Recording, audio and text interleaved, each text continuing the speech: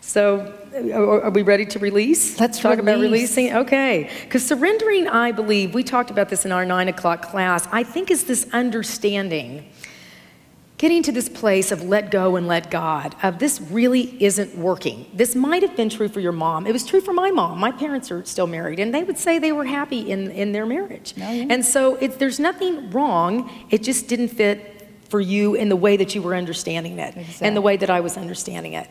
And so surrendering that story almost has to let you let go of your family system belief in a way that can feel sometimes like you're, being unkind or you're not supporting that group of people, Yeah. when really what you're doing is supporting yourself. And the healthiest family is a group of evolved individuals. And so it is really a journey of saying what fits for me, what doesn't fit for me, what really is authentic for me and my understanding. And I want to add, I think that's such a powerful thing, is because what I experienced was I had to be willing to disappoint my mom. And nobody wants to do that. It felt awful, but if I didn't do it, I wasn't true to myself. And so I think that's the power in that, is that sometimes when you let go of these old beliefs, people in your environment, your family or your friends, may try to convince you otherwise. And it's a matter of you have to look within yourself. And I certainly did, to decide, is this what is true for me? And nobody knows the answer to that but you. And that was hard. That was hard to do. But better than the alternative. Well, it's true. And that's why we have to surround ourselves by like-minded people. I couldn't have resigned from the job that I did. You might not have been able to be divorced if that's what needed to happen for you.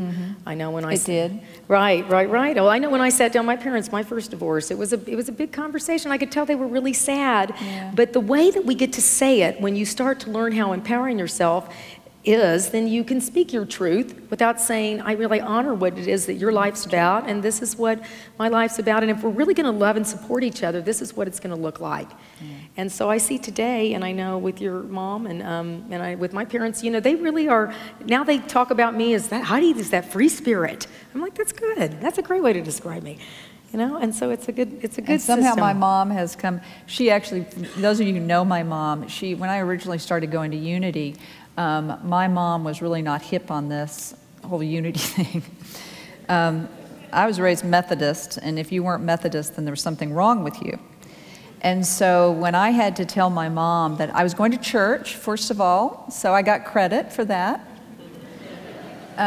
Loved that idea, but then when I told her I was going to Unity, yeah, not so much. Kind of got half credit, I guess. And it was wonderful when, as Heidi says, that people can grow into allowing you to be who you are. That when my mom and dad, I just have such a sense of.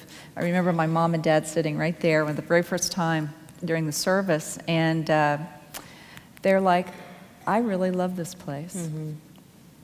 And then they went out to Unity Village. And they saw what it was that I was experiencing. And I'm so proud of my mom and dad because they ended up loving this place and loving what it did for me. And I'm so grateful.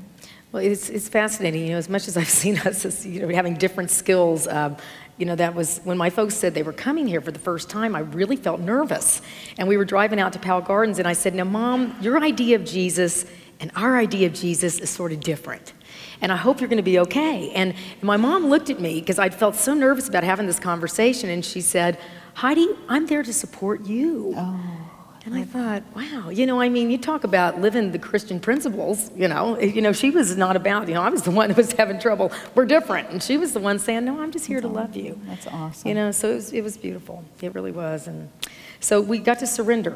We both did. And so the releasing then is the action. It's I'm honest with myself as never before. And I willingly admit, forgive, and release all mistaken judgments, erroneous beliefs, and negative emotions that I have directed toward myself or others. And this is this place of really being honest with yourself. We may think that the world's against us, but all of this has to do with you not being honest with yourself and not knowing who you are.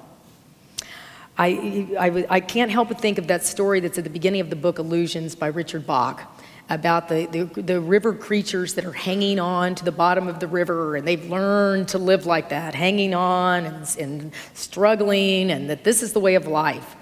And that one of them finally says, I can't live like this anymore. I am just miserable. I cannot do this. And they said, well, if you let go, you're going to get bashed around on the rocks and get taken off by the current, and you will surely die. And he said, I would rather die than live here in this sense of struggle and worry and fear. And so he lets go, and he gets bounced around a bit, and he gets taken over by the current, but pretty soon he learns how to live freely in the sense of this mastermind we're talking about. And pretty soon he drifts over another group of these river people hanging on to the bottom. And they look at him and they say, there goes the Savior. He's learned to do this, and he's our Savior, and we have to stay down here. And he said, no, I'm just like you guys. I just learned how to let go. And so this releasing is this place where we get to practice, letting go and letting the flow take us in life. And as we have experienced, and each of you have experienced, if you've been here more than one day, that it always gets better. When I think of every single thing I've been terrified to do, it always gave me a sense of more truth about myself, that I believe Jesus was saying, the truth that sets us free. It is really the place of tuning in and tapping in to the absolute highest of you, one moment at a time. I know when we were talking about this just a couple days ago, I said, so I'm going to tell you something I want to release. And so I will say that again. I was having a conflict with a friend, and I said, I'm going to release the need to make him wrong. And so I wonder if you'd like to say something you're going to release, Janet. Because you're on the stand and all. I'm going to release the need to say anything more. All right, okay. I think that this is good enough, and I think that we could all take these thoughts into meditation. If you guys are ready for that, shall we?